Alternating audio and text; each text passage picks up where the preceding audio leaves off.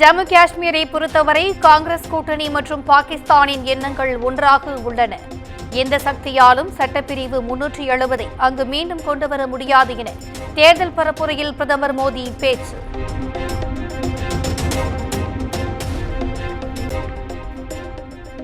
புதிய காஷ்மீரை உருவாக்குவதில் மத்திய பாஜக அரசு உறுதி பூண்டுள்ளது. ஸ்ரீநகர் பரப்புரையில் பேசிய பிரதமர் மோடி உறுதி.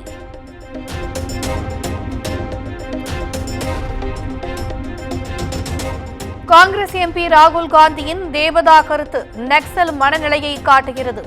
ஸ்ரீநகரில் நடந்த பிரச்சார கூட்டத்தில் பிரதமர் மோடி கடும் விமர்சனம்.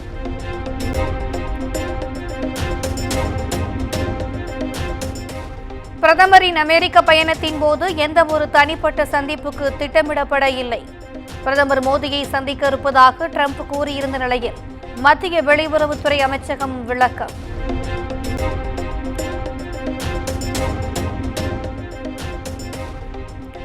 திருப்பதி லட்டுவில் மாட்டு கொழுப்பு மீன் எண்ணெய் கலந்தது உறுதி. கலப்படம் உறுதியான ஆய்வறிக்கையை வெளியிட்டு தெலுங்கு தேசம் கட்சி குற்றச்சாட்டு.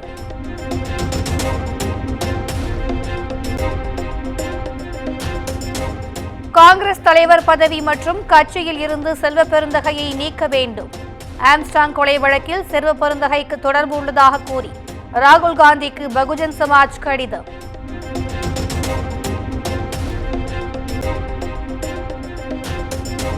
தேடப்படும் குற்றவாளியாக ரவுடி சிசிங் ராஜாவை அறிவித்தது தாம்பரம் காவல் ஆணையரகம். வழக்கு ஒன்றில் குற்றவாளியாக செங்கல்பட்டு மாவட்ட அமர்வு நீதிமன்றம் பிரகடனப்படுத்திய நிலையில் அறிவிப்பு.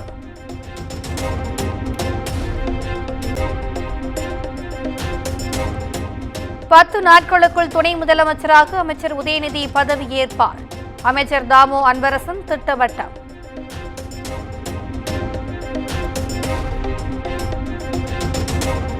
திமுகவை வழிநடத்த அடுத்த தலைவராக அமைச்சர் உதயநிதி இருக்கிறார் என அமைச்சர் KKSSR ராமச்சந்திரன் பேட்டி.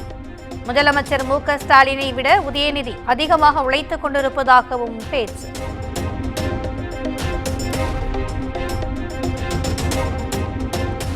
மகாவிஷ்ணு விவகாரம் போன்று எதிர்காலத்தில் எந்த பள்ளிகளிலும் நடைபெறக்கூடாது.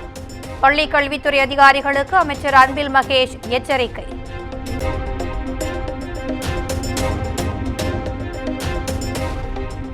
அரசு உதவி பெறும் பள்ளி மாணவர்களுக்கு 7.5% இடஒதுக்கீடு ஏன் தரக்கூடாது என உயர்நீதிமன்ற மதுரை அமர்வு கேள்வி.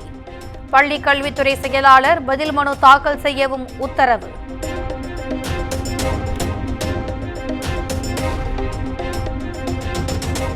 கன்னியாகுமரியில் அணு கனிம சுரங்கம் அமைக்க மத்திய அரசு திட்டம். அக்டோபர் 1ஆம் தேதி பொதுமக்கள் கருத்து கேட்பு கூட்டம் நடைபெறும் என அறிவிப்பு.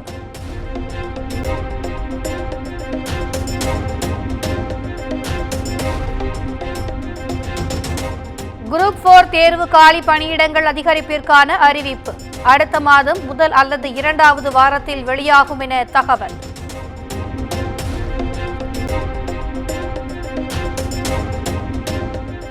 ஆம்ஸ்டாங் கொலை வழக்கில் தொடர்புடையவர்களை கட்சியில் இருந்து நீக்கிவிட்டோம். தமிழ்நாடு காங்கிரஸ் கமிட்டி தலைவர் செல்வ பெருந்தகை விளக்கம்.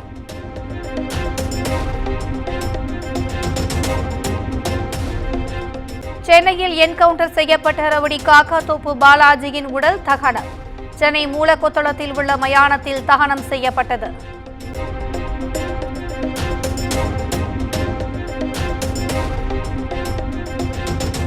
ஒரே நாடு ஒரே தேர்தல் முறைக்கு சரத்குமார் வரவேற்பு. திட்டம் நடைமுறைப்படுத்தப்பட சாத்தியக்கூறுகள் உருவாகி இருப்பதில் மகிழ்வதாகவும் பேச்சு.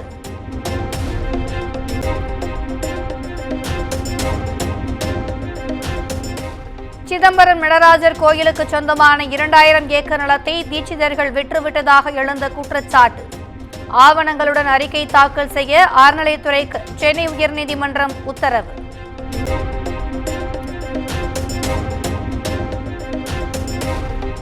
வடலூர் வள்ளலார் பெருவழியில் மருத்துவமனை கட்ட சென்னை உயர்நீதிமன்றம் அனுமதி. அக்டோபர் 2வது வாரத்திற்கு பின் கட்டுமான பணிகளை தொடர இந்து சமய அறநிலையத்துறைக்கு அனுமதி வழங்கி உத்தரவு.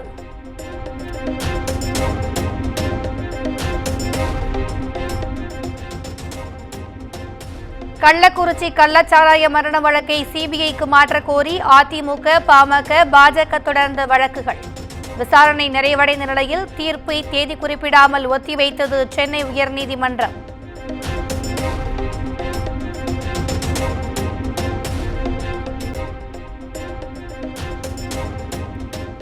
கள்ளக்குறிச்சி கல்வராயன் மலைப்பகுதி மக்களுக்கு ரேஷன் அட்டை, ஆதார் அட்டை உள்ளிட்டவற்றை வழங்க வேண்டும். உத்தரவை செயல்படுத்தாவிட்டால் தலைமை செயலாளர் நேரில் ஆஜராக உத்தரவிட நேரிடும் என சென்னை உயர்நீதிமன்றம் எச்சரிக்கை.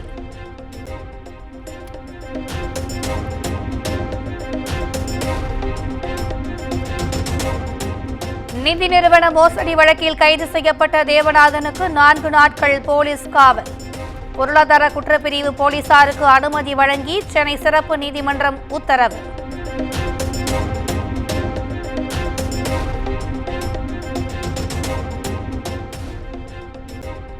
கிருஷ்ணகிரி பாலியல் வழக்கில் பாதிக்கப்பட்ட மாணவிகளுக்கு கருணை தொகை வழங்க உத்தரவு.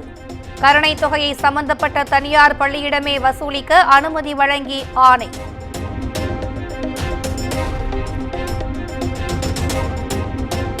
கோலியனூர் வட்டார கல்வி அலுவலர் ரவிச்சந்திரன் பணியிடை மாற்றம்.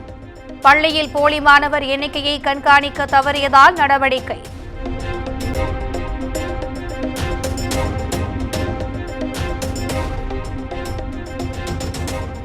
சென்னை ரேஸ் கிளப்பிற்கு வழங்கப்பட்ட 160 ஏக்கர் நிலத்திற்கான குத்தகையை ரத்து செய்ததற்கு எதிர்ப்பு. ரேஸ் கிளப் நிர்வாகம் தரப்பில் சென்னை உயர்நீதிமன்றத்தில் சிவில் வழக்கு தாக்கல்.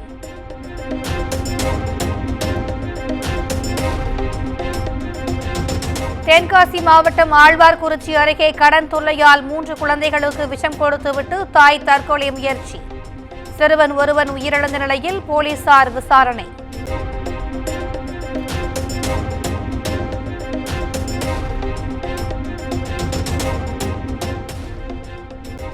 திருவள்ளூர் மாவட்டம் அம்மனம்பாக்கத்தில் போடப்பட்ட தீண்டாமை வேலியால் குறிப்பிட்ட சமுதாய மக்கள் தவிப்பு.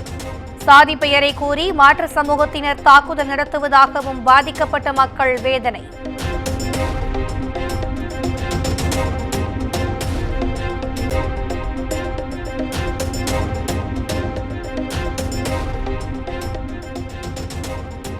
ஜோலார்பேட்டை அருகே கைகலப்பில் முடிந்த திமுக பொதுக்குழு உறுப்பினர் கூட்டம். பிரியாணிக்காக ஒருவரை ஒருவர் தாக்கிக் கொண்டதால் பரபரப்பு.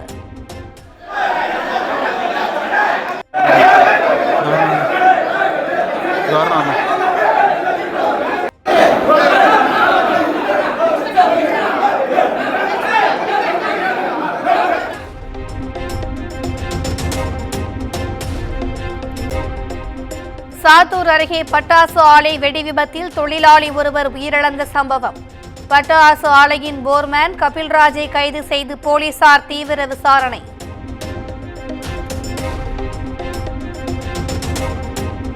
திண்டுக்கல் மாவட்டத்தில் சாலை அமைக்கும் பணிக்காக விளைநிலங்களை கையகப்படுத்தி சென்னை மரங்களை அகற்றிய அதிகாரிகள். எதிர்ப்பு தெரிவித்து போராட்டம் நடத்திய விவசாயிகளை தரதரவென இழுத்துச் சென்ற போலீசாரால் பரபரப்பு.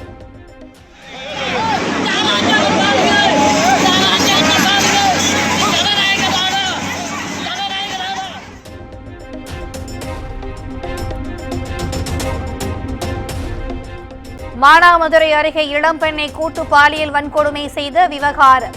பாலியல் வன்புணர்வில் ஈடுபட்ட 5 பேரை கைது செய்து போலீசார் விசாரணை.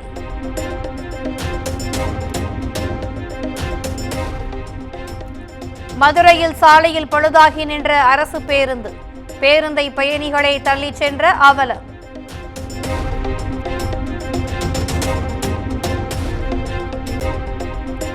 வைகை அணையில் இருந்து 2000 கனஅடி நீர் திறப்பு.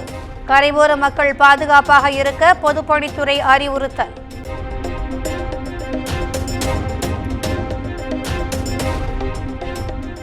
சென்னை கூவம் ஆற்றில் கொட்டிய கட்டட கழிவுகளை செப்டம்பர் 30ஆம் தேதிக்குள் அகற்றிட வேண்டும். தேசிய நெடுஞ்சாலைகள் ஆணையத்திற்கு தென்மண்டல பசுமை தீர்ப்பாயம் உத்தரவு.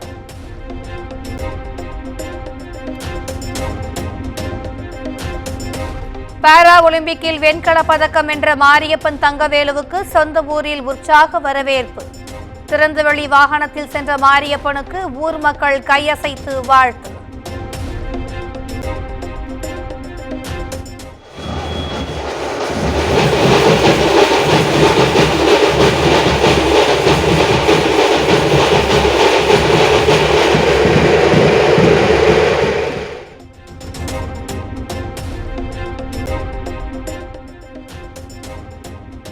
தமிழ்நாட்டில் அடுத்த 2 நாட்களுக்கு 4 டிகிரி செல்சியஸ் வரை வெப்பநிலை அதிகரிக்கும். சென்னை வானிலை ஆய்வு மையம் எச்சரிக்கை.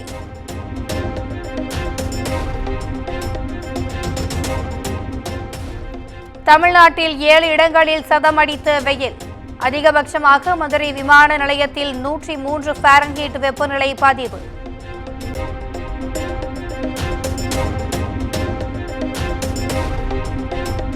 கொல்கத்தாவில் பெண் பயிற்சி மருத்துவர் பாலியல் வன்கொடுமை செய்யப்பட்டு படுகொலை செய்யப்பட்ட சம்பவம். ஆர்ஜிகர் மருத்துவமனையின் முன்னாள் முதல்வர் சந்தீப் கோஷி மருத்துவ பதிவை ரத்து செய்தது மேற்கு வங்க மருத்துவ கவுன்சில்.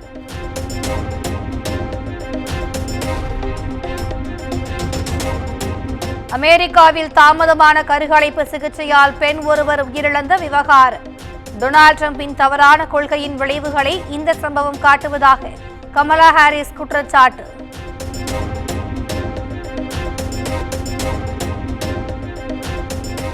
வங்கதேசத்திற்கு எதிரான டெஸ்ட் போட்டியின் முதல் நாளில் இந்திய அணி 6 விக்கெட்டுகள் இழப்பிற்கு 339 ரன்கள் குவிப்பு.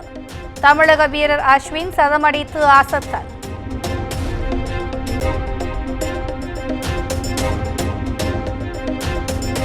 வேட்டையன் திரைப்படத்தில் நடிகர் அமிதாப் பச்சனின் கதாபாத்திரம் அறிமுகம். சத்யதேவ் என்ற கதாபாத்திரத்தில் கம்பீரமாக தோன்றிய முன்னோட்டத்தை வெளியிட்டது படக்குழு.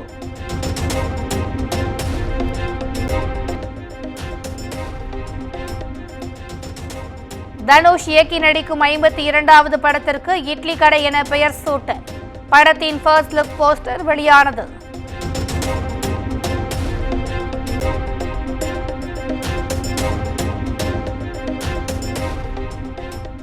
சிறுத்தை சிவா இயக்கத்தில் சூர்யா நடித்துள்ள கங்குவா திரைப்படம் நவம்பர் 14ஆம் தேதி வெளியாகும் என படக்குழு அறிவிப்பு.